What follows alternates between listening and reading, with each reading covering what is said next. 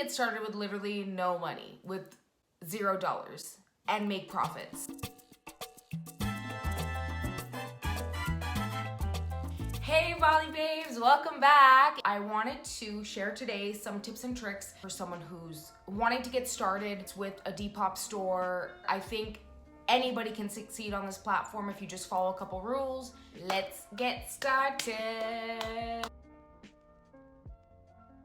All right, so first things first, get the app.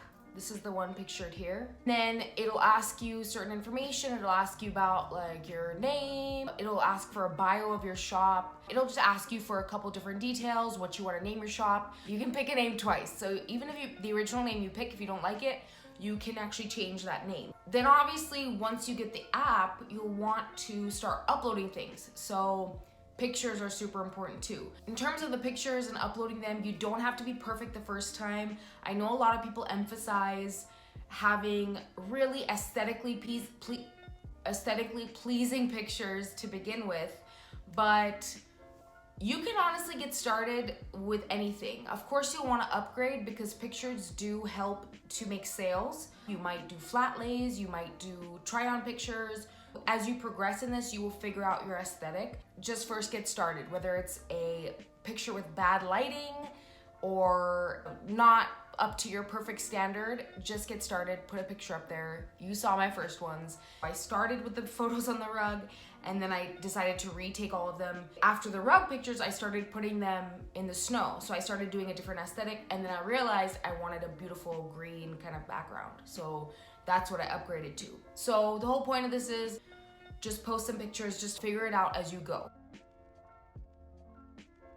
In terms of your descriptions, you should be as detailed with descriptions as possible. You'll see different styles of people and how they describe things. Some people come up with really cute and quirky, like long form paragraph descriptions, which is, that's definitely a go if that's your thing. There's also people like myself.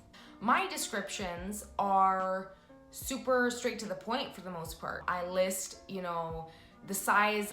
You can put like measurements in the description. I like to do that. I'll put colors in the description, if it's brand new, if it's worn. So there's certain things that are non-negotiables, but you don't have to always be writing like these long quirky descriptions. A lot of people on Depop like that. That is kind of the culture.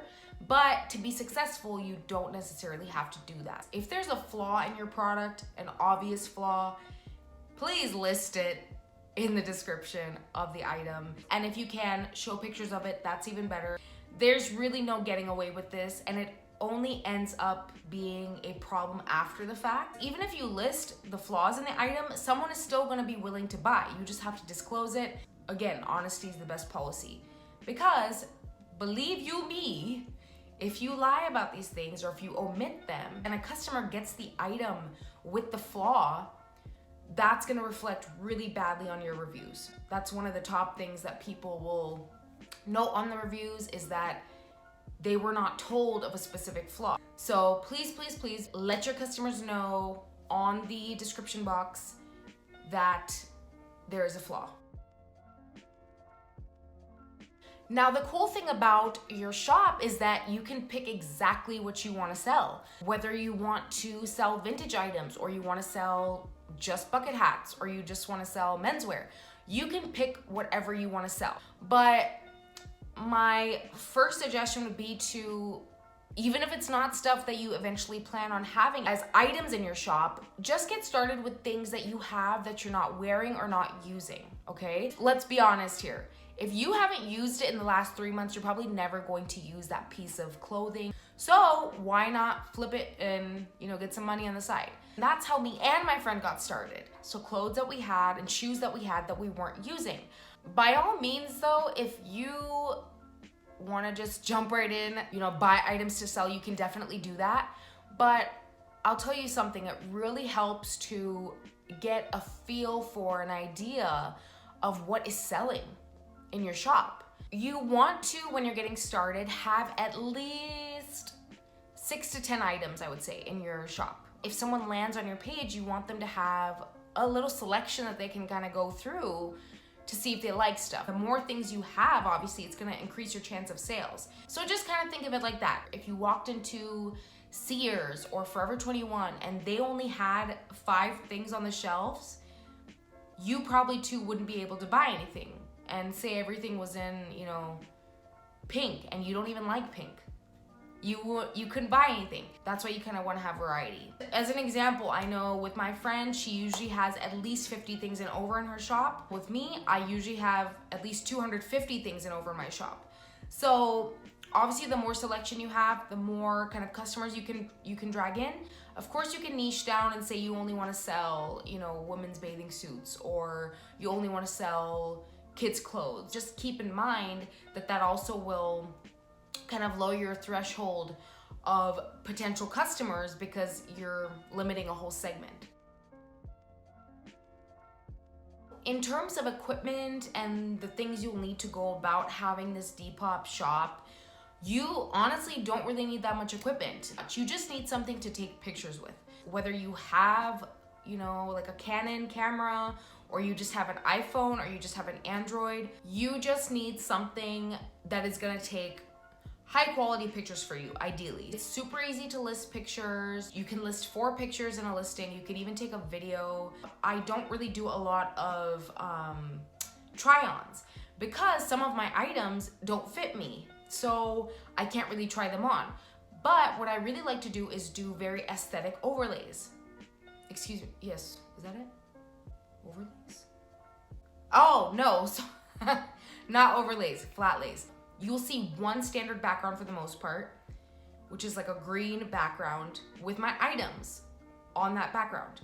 So you honestly can make do with anything you have, even if you have, you want to set up like a little studio in your room. The friend that I mentioned down below, she was literally in her room with her tripod and a camera, a tripod and her phone actually, and she would put the camera on video mode, take videos, and then just screenshot the videos. Like literally for me, I just stand on a chair and take pictures of my items on top of a bush.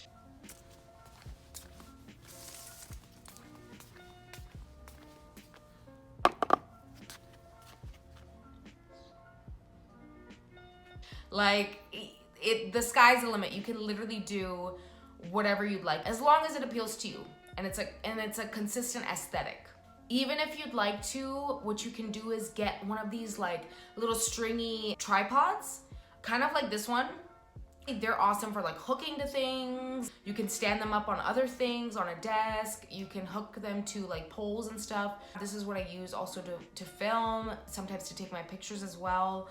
So I'll link that down below. And this tripod actually too comes with a little Bluetooth little clicky thing. You can set up the Bluetooth on your phone, use the clicker, and it'll start taking video or pictures for you. If you're maybe wanting to do your own kind of try-ons, or even for flat lays if you have to be overextended or it's, you know, over a certain weird angle or whatever it is. So that's another thing you can do too. So once you've made a sale, first of all, congratulations. What happens is you'll notice on your Depop store page, there's like a little receipts icon in the middle, like the middle of the page, but it'll have like a little red notification.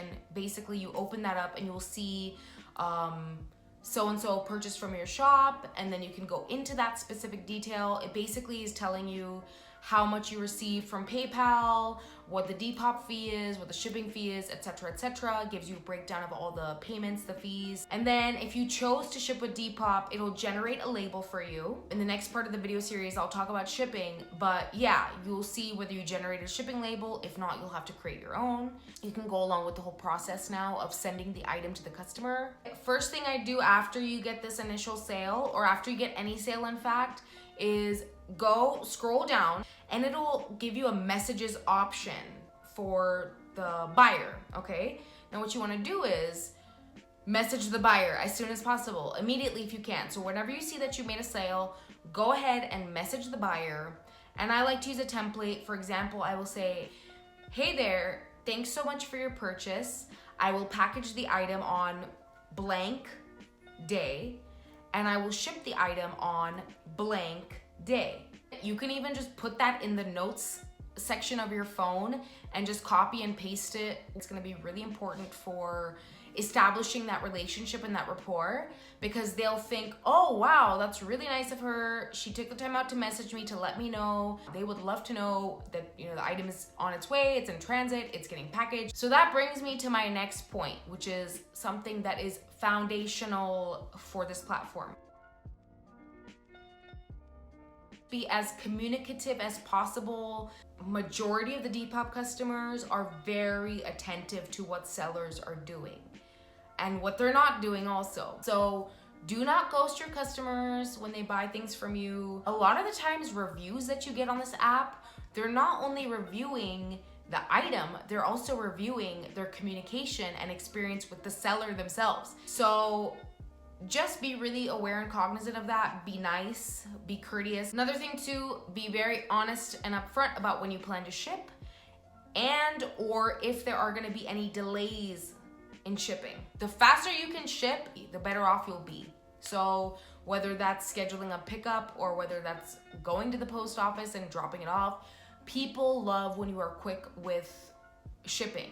So basically guys, that's all for today's video. But like I said, I'm making a video series. So look forward to the next one of these videos where I talk about getting on the explore page, methods of shipping. If you made it all the way through, thank you so much for watching. Please make sure you like and subscribe. Go ahead and hit that bell button. I love you guys, and I'll see you next time. Mwah.